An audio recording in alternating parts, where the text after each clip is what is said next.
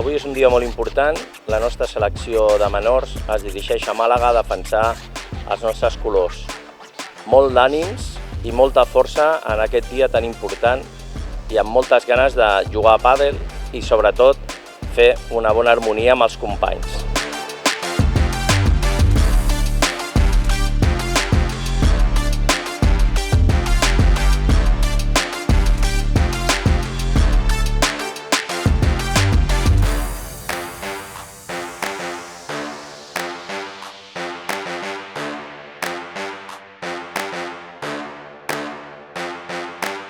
Estem a Màlaga disputant el Campionat d'Espanya de seleccions autonòmiques i les expectatives són les més altes. Venim a guanyar el torneig, a tornar l'equip a primera, que és on se mereix estar, i la veritat és que tenim un equip molt bo, tant a nivell de jugadors com equip tècnic, tenim tot el recolzament de la federació, per tant, de tota aquesta simbiosi només pots dir coses positives.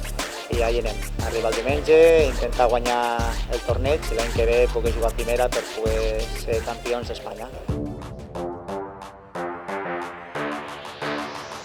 Avui, 5:45, les noies jugaran contra el País Basc, els quarts de final, i els nois a les 7 jugaran contra Galícia, també els quarts de final. Ja estem aquí a Màlaga preparats per debutar aquesta tarda contra el País Basc i espero que ens vagi molt bé i durant tot el torneig també. Nosaltres, els nois, juguem aquesta tarda a les 7 contra la Federació de Pàdel de la Gallega i també esperem poder guanyar aquesta primera ronda i el torneig també.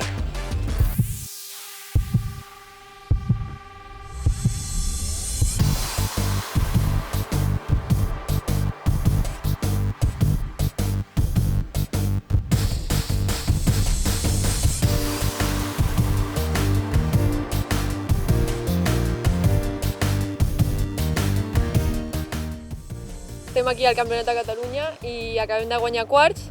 Estem molt contentes amb el debut i molt il·lusionades. I demà més per les semis i a seguir així a tope. Per la nostra part, un partit molt seriós, jugant molt bé des del primer moment contra unes grans rivals i seguirem demà per la lluita, per les semis i, si cal, per la final i per la Copa.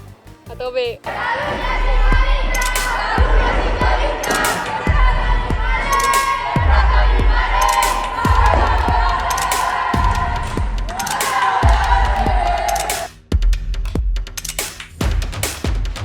La selecció masculina ha competit aquesta primera jornada contra la selecció gallega. Ha estat una gran eliminatòria, on finalment hem pogut guanyar 3-0. Gran actitud de tots els jugadors, tant els que han jugat com els que estaven a fora animant. Estem molt contents d'aquesta primera jornada, ha estat tot un èxit i esperem demà seguir al mateix ritme.